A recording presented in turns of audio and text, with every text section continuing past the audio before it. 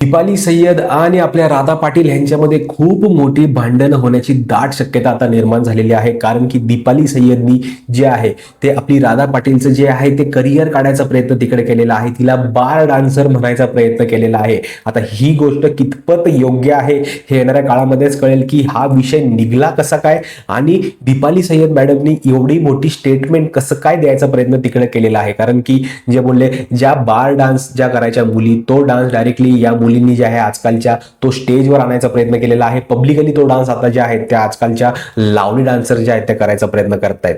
पण त्यामध्येच नंतर एक रिॲक्शन दाखवायचा प्रयत्न केलाय राधा पाटील हिचा. राधा पाटील म्हणते की मी पण ह्यांची लायकी काढू शकते. आता या राधा पाटीलला या दीपाली सय्यद बद्दल नेमकी अशी काय गोष्ट माहिती आहे ज्याच्यावरनं ही त्यांची लायकी काढेल हे बघणं देखील खूप इंटरेस्टिंग राहणार आहे. कारण की या गोष्टी दुसऱ्याच दिवशी एवढ्या जास्त गरम होतील असं अपेक्षित कोणीही केलं नव्हतं. कारण की पहिल्या दिवशी जे आहे ते आपली तन्वी आणि जी आपली रुचिता आहे ह्यांच्यामध्ये भांडणं झाले होते खूप मोठे, आणि त्यानंतर आज दुसराच दिवस आहे त्यामध्ये राधा पाटील आणि दीपाली सय्यद ह्यांची भांडणं तिकडे तयार झालेली आहेत. आता हा एक खूप महाराष्ट्रभर गाजणारा जो आहे तो एक टॉपिक असणार आहे. त्यामुळे कोण कोण लोक काय काय ह्याच्यावर प्रतिक्रिया देत आहेत हे देखील बघणं खूप इंटरेस्टिंग राहणार आहे. कारण की ज्या मुली राधा पाटील सोबत डान्स करतात किंवा राधा पाटील सारखा डान्स करतात ना, या संपूर्ण लोक जे आहेत कलाकार ते देखील तिकडे येऊन आवाज उठवायचा प्रयत्न नक्कीच करणार आहेत. कारण की ही एक पूर्ण महाराष्ट्राच्या रिलेटेड जी आहे ती गोष्ट आहे.